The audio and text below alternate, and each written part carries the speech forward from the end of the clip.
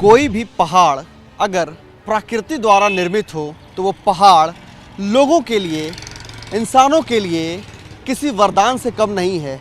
लेकिन अगर वही पहाड़ प्राकृतिक तौर पर न होकर के इंसानों द्वारा कूड़े के ढेर में तब्दील हो जाए तो वो पहाड़ जो है कूड़े का, वो किसी अभिशाप से कम नहीं होता है। आप मेरे पीछे देखिए कि ये जो देख रहे हैं, ये जो कूड़े का जो पहाड़ है, इसे गाजीपुर लैंडफिल साइट भी कहा जाता है। और ये जो है आसपास के और पूरे पूर्वी दिल्ली का जो कूड़ा है वो उठा करके यहीं ला करके रखा जाता है। और ये जो कूड़े का पहाड़ है, जो ढेर पहाड़ में तब्दील हुआ है, वो दरअसल यही है। और इसकी जो सबसे बड़ी जो इसकी त्रासदी है कि आसपास के जो रहने वाले जो लोग हैं, उनकी ज़िंदगी में ये किसी जहन्नुम से कम नहीं है, क्योंकि इससे निकलने वाले जो बुरी दुर्गंध है, उसके अलावा ये जो तो हर थोड़े थोड़े वक्त पे इसमें आग लगती रहती है, क्योंकि इसके अंदर जो है वो अलग अलग तरह के जो है जहरीली और रासायनिक गैसें इसके अंदर होती है, जिसकी वजह से आग लगता है।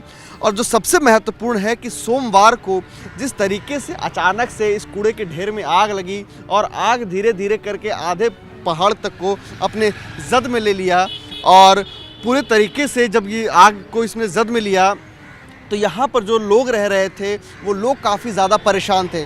परेशानी की वजह ये थी, वो बिल्कुल स्पष्ट थी कि आग से निकलने वाले जो धुआं था और धुएं से जो जहरीली गैस निकल रही थी, वो लोगों को सांस लेने में बड़ी तकलीफ़ हो रही थी। और तकलीफ़ का आलम कुछ इस कदर था कि उनके फेफड़े में और उनके गले में जलन हो रही थी, उनकी आँखों में जलन हो रही थी। और जिस तरह से ये आग लगी है, तो सोमवार को ये आग लगी थी इसमें, और उस आग को उस पर काबू पाते पाते गुरुवार देर शाम तक का वक्त लग गया, जिसकी वजह से इतनी ज़्यादा लोगों को तकलीफ़ हो रही थी आग में सांस लेने के कि लोग यहाँ से अपने घर बार को छोड़ करके अपने आसपास के रिश्तेदार के यहाँ चले गए, ताकि उन्हें जो है कम से कम जहरीली गैस वो अपने अंदर ले सके और अपने आप को सुरक्षित बचा सके।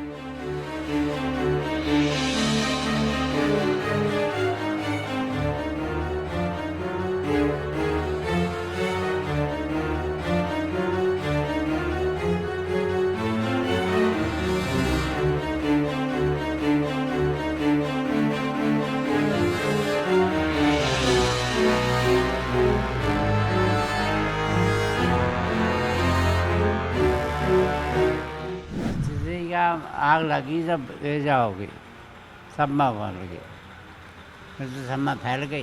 तो धुएं से परेशान थे? हाँ। क्या हो रहा था? सांस आने में बहुत दिक्कत थी, आँख में बहुत फर्क पड़ा। पूरी कॉलोनी में धुआं फैल चुका था। जो लोग बीमार थे वो लोग यहाँ से अपनी रिश्तेदारियों में यहाँ से जा चुके थे। जो पूरी कॉलोनी में इस कदर जहरीली और मट्टी, इस तरीके से मुंह पे मट्टी पड़ रही थी और जो फांकनी पड़ रही थी हमें, जो इस खत्ते को कम से कम 30 साल तो हमें देखते हुए हो गए और इस खत्ते का समाधान नहीं हुआ बिल्कुल भी। यहाँ सब घर छोड़ छोड़ कर बाहर बैठ गए थे, उधर जा पे हवा नहीं जा रही है उधर की तरफ, और यहाँ हवा चल रही थी, इधर कोई भी नहीं था। यहाँ पे सब अपने अपने घर छोड़ के चले गए थे और सारी गंदगी घर के अंदर आ रही थी। छोटे छोटे बच्चे, इनको भी बदबू आती है। राजवीर कॉलोनी तक, हमारे घर तक भी जा रही है। मैं यहाँ पर नौकरी कर रही हूँ, यहाँ भी आ रही थी। मेरी आंगनबाड़ी यहाँ पर छोटे छोटे बच्चे आते हैं स्कूल में, तो उनको भी बदबू आती है।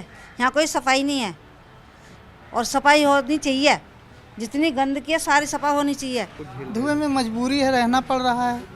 परेशानी तो ज़्यादा है धुएं से ना, कि सांस लेना भी मुश्किल हो रहा है, तो क्या करेगा आदमी, यहाँ रहना ही पड़ रहा है मजबूरी में। तो सांस लेने बहुत ज़्यादा तकलीफ, यानी सांस फूलने लगता है, बदबूदार भाव है इसकी वजह से।